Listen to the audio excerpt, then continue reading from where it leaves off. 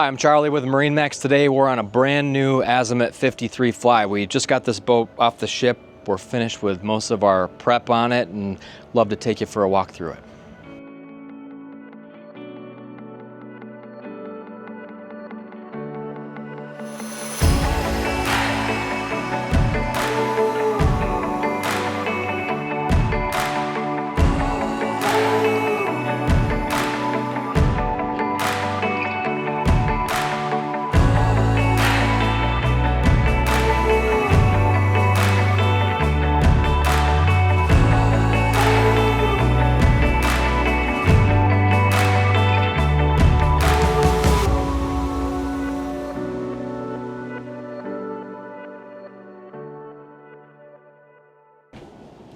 So we'll get to some specifics here in a moment, but starting in the Salon, this is the most impressive part of the boat. And I would say if I had to pick one major improvement over this boat's predecessor, or any boat in the 50-foot class for that matter, these windows are unmatched in the whole segment, mid 50-foot range.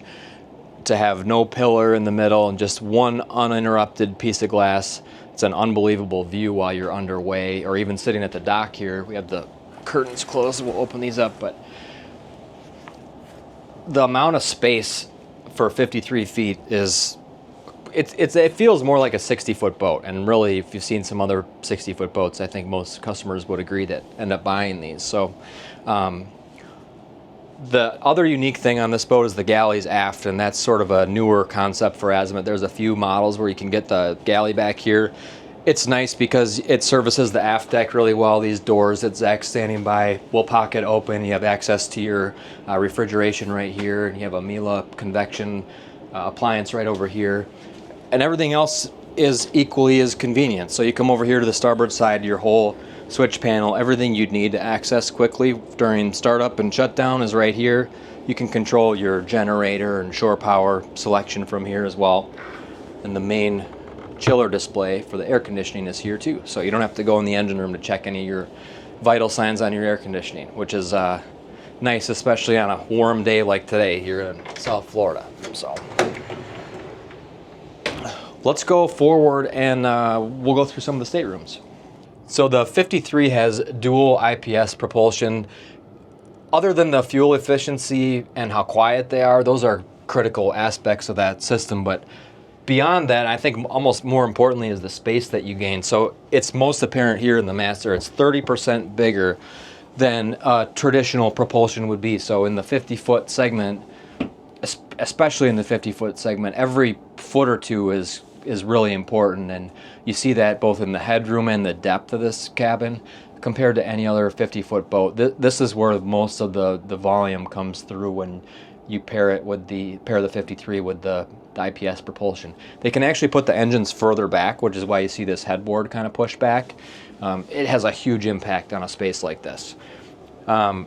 Full suite of AV. We won't go through all the details on that, but TV's behind this mirror here. Even the closets get bigger. So this is the closet. So you call that a walk-in closet on a 50-ish foot boat. Pretty amazing.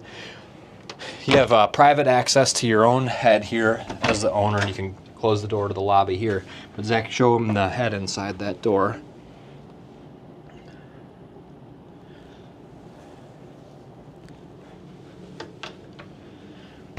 The other thing I love about this layout is there's actually kind of a common area down here. So in most boats of this size, you end up in the hallway and all the doors kind of open into the same space. And in this 53, another benefit of the IPS, they've found some space here in the lobby area.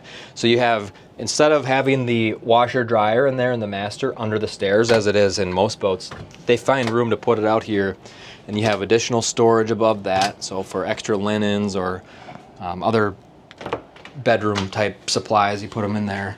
So right off this lobby, I love how the day head's situated right here, and it does service the VIP. It's a 3-stateroom, 2-head boat, but say you're out for the day, it's really apparent where your guests should go.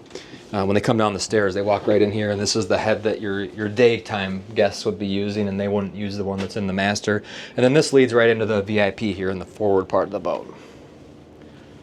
So in the third cabin of the 53, situated along the starboard side of the boat, they've been able to make the beds side by side instead of stacked bunks. And that's how it is on most 50-foot boats. The 50 Fly that came before this, they were stacked, and it's a really small room. It's typically suitable for children only in that case, but with them side by side like this, it's a lot more practical.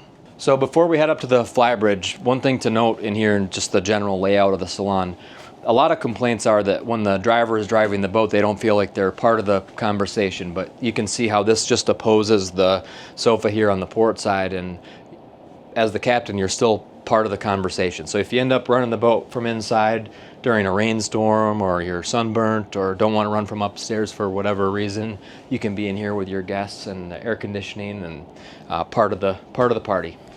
So we're here on the aft Flybridge area of the 53 Fly, and you'll notice this is all molded in sofa area here, and that was actually one of the original kind of design conundrums that they had. I think originally you could get the boat with that kind of typical fence back here with the freestanding furniture, but this makes you feel like you're just enveloped by the boat and that you're riding inside of a boat rather than on top of one. And so a lot of people prefer it this way. If you have a dog or little kids, you can close this plexiglass gate and it's safe for them to run around up here. It's just a new design feature that's worth pointing out. And you have this table for alfresco dining, and the grill to Zach's left here we'll show you in just a second. But transitioning up to the forward part of the boat, tons of room to lounge in the sun, dual captain's chairs, full suite of Garmin electronics. It's an amazing size for a 53-foot boat to have a bridge this big, and their use of carbon fiber, I think, really shows through up here because of the space they're able to create. So as we walk up to the bow here on the starboard side, you'll see there's a wing station with a control for your bow thruster as well as your IPS joystick right here. You can start and shut down the engines from here, which is really handy if you're pulling into a marina. Even if you never use the wing station, you could save yourself a trip up to the upper helm to turn the engines off after you get tied up. It's a really handy spot to have it, and it's hidden and out of the way. But let's go check out the bow. So Azimut continues in perfecting this design, and they brought this idea of the recessed bow all the way down to the 53. It wasn't that long ago that every boat had just a thin little kind of mattress on the bow. This recess makes such a difference for the amount of time that you want to spend up here. So it's comfortable to sit down. This sun pad will articulate, so you have a spot to lay here, 3 people in the sun, and of course really simple access to your windlass, and the chain locker there is even deep enough to be able to store a few fenders in, so that's often overlooked, and it's a really handy spot to be able to stash those bigger items. And you have a set of foot pedal controls for your windlass as well. So before we go, we'll point out a couple things in this aft cockpit. You'll notice you can only access the cockpit from the starboard side of the boat, which is nice because you get the benefit of added seating over here to the port side. I love this synthetic marble that Azimut started using a few years ago. It really holds up nicely. So all the tables exterior on the boat are in this synthetic marble. Then you also have a sink and a ice maker, which is perfectly accessible for your guests here in the aft cockpit. Thanks for joining us on this walkthrough. If you have questions about this Azimut or anything else in our inventory, my phone number is on the screen.